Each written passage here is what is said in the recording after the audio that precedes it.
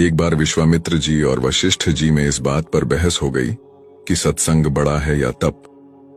विश्वामित्र जी ने कठोर तपस्या करके रिद्धियों सिद्धियों को प्राप्त किया था, इसीलिए वे तप को बड़ा बता रहे थे, जबकि वशिष्ठ जी सत्संग को बड़ा बताते थे। वे इस बात का फैसला करवाने ब्रह्मा जी के पास चले गए। उनकी बात सुनकर ब्रह्मा जी ने कहा, मैं सृष्टि की रचना करने में व्यस्त हूं, आप विष्णु जी के पास जाइए, विष्णु जी आपका फैसला अवश्य कर देंगे। अब दोनों विष्णु जी के पास चले गए। विष्णु जी ने सोचा, यदि मैं सत्संग को बड़ा बताता हूं तो विश्वामित्र जी नाराज होंगे, और यदि तप को बड़ा बताता हूं तो वशिष्ठ जी के साथ अन्याय होगा। इसीलिए उन्होंने भी यह कहकर उन्हें टाल दिया कि मैं सृष्टि का पालन करने में व्यस्त हूं, आप शंकर जी के पास चले जाइए। अब दोनों शंकर जी के पास पहुंचे। शंकर जी ने उनसे कहा, यह मेरे वश की बात नहीं है, इसका फैसला तो शेषनाग जी कर सकते हैं। अब दोनों शेषनाग जी के पास गए। शेषनाग जी ने उनसे पूछा, कहो ऋषियों, कैसे आना हुआ? वशिष्ठ जी ने बताया, हमारा फैसला कीजिए कि तप बड़ा है या सत्संग बड़ा है। विश्वामित्र जी कहते हैं कि तप बड़ा है और मैं सत्संग को बड़ा बताता हूं।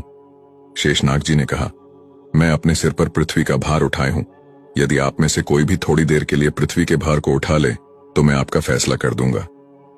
तप में अहंकार होता है, और विश्वामित्र जी तपस्वी थे। उन्होंने तुरंत अहंकार में भरकर शेषनाग जी से कहा, पृथ्वी को आप मुझे दीजिए। विश्वामित्र ने पृथ्वी अपने सिर पर ले ली। अब पृथ्वी नीचे की ओर चलने लगी। शेषनाग जी बोले, विश्वामित्र जी रोको, पृथ्वी रसातल को जा रही है। विश्वामित्र जी ने कहा, मैं अपना सारा तप देता हूं, पृथ्वी रुक जा। परंतु पृथ्वी नहीं रुकी। ये देखकर वशिष्ठ जी ने कहा, मैं आधी घड़ी का सत्संग देता हूं, पृथ्वी माता रुक जा। पृथ्वी वहीं रुक गई। अब शेषनाग जी ने पृथ्वी को अपने सिर पर ले लिया और उनको कहने लगे, अब आप जाइए। विश्वामित्र जी कहने लगे, लेकिन हमारी बात का फैसला तो हुआ नहीं है। शेषनाग जी बोले, विश्वामित्र जी, फैसला तो हो चुका है। आपके पूरे जीवन का तप देने से भी पृथ्वी नहीं रुकी, और वशिष्ठ जी के आधी घड़ी के सत्संग से ही पृथ्वी अपनी जगह पर रुक गई। फैसला तो हो गया है कि तप से सत्संग ही बड़ा होता है। सीख हमें नियमित रूप से सत्संग सुनना चाहिए।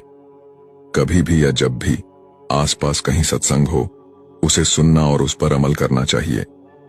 सत्संग की आधी घड़ी, तप के वर्ष हजार, तो भी नहीं बराबरी संतन कियो विचार।